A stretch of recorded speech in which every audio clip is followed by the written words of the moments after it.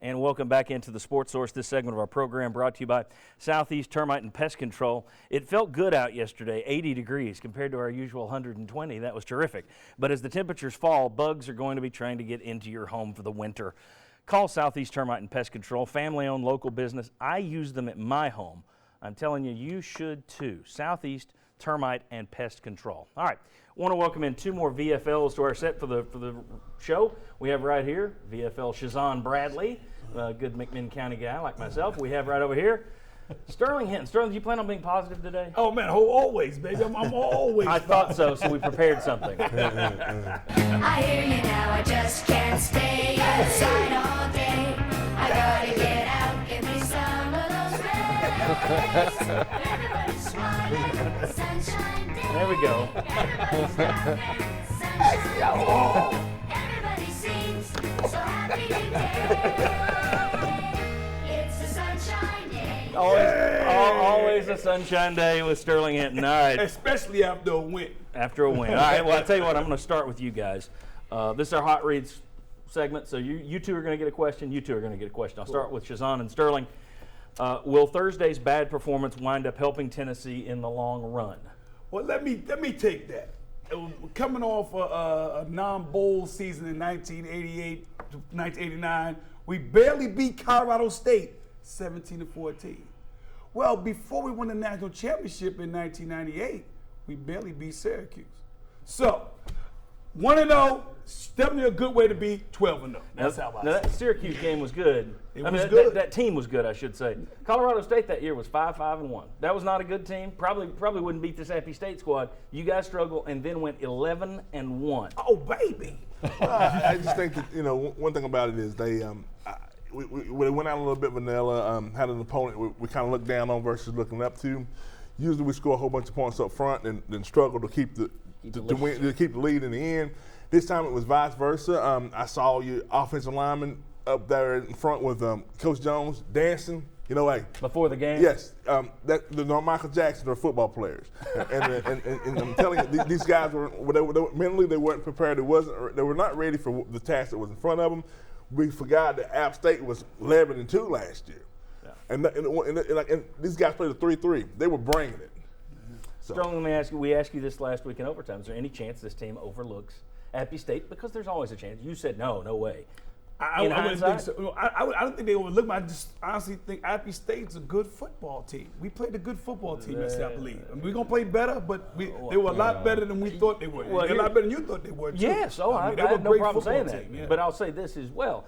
Let's say that team's in the SEC. It's bottom half of the SEC. Well, so if you're going to get that kind of game, there were a lot of people this offseason thinking, who can beat you? You're going to kill South Carolina, Missouri, Kentucky. This should serve as a wake-up call. I think it'll help them in the long term if they learn from it. And I think they will. And a lot of teams in the SEC want to be 1-0 right now. And there were spots on both sides of the ball when we got out coached also, guys. Not disagreeing. Can't win them all unless you win the first one. There you go. All right. Daniel Hood and Chuck Cavaleris, here's your question. Is Butch Jones more conservative now than he was when he first got here? And I'll simplify that. Is there any chance in the world this year he goes on 4th and 4 like he did against Georgia back in 2013?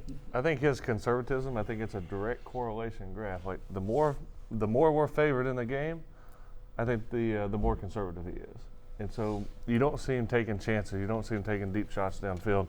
You don't see him throwing one-on-one, going on the 4th and 3 or whatever it is to build that momentum unless they're an underdog. And I think that's the Butch Jones brand. So now you got it when you go to game plan. And I don't know that that's different. A lot of coaches are like that, but I do think they're getting more conservative. Chuck, do you agree with that or no? I agree wholeheartedly. I mean, it is even the way, to me, they kept going to Jalen Hurd, and you're not getting the production there, and you needed to do a little bit more. You needed to be a little bit more creative, but I think he does play conservative, thinking we've got more talent, and our talent and fundamentally sound is going to win. And ultimately it did. Barely. But I still think, if you're having something, and it's just like, I hate to say it, the red team last night against USC. When you're having the red team there. When you have that first quarter that's stagnant, you got to do something to open it up. And so you see them start doing a little more in the playbook, doing something different in order to put points on the board. Although here's the thing, when the offensive line isn't blocking, there aren't many pages in the playbook to use. If they can't block, if they can't pass protect or run block, I don't think anything Mike DeBoard could be calling is going to help. I agree with you that they were too vanilla for too long. Right. But still, they were limited. It wasn't just all play calling, I don't think. And I don't think a successful play is a positive yard play. So, given the situation with the offensive line being hurt, some guys playing out of position, we had a lot of positive yard plays. I think we'll have more and more yardage when the guys get healthy, and a lot more in the playbook to let out.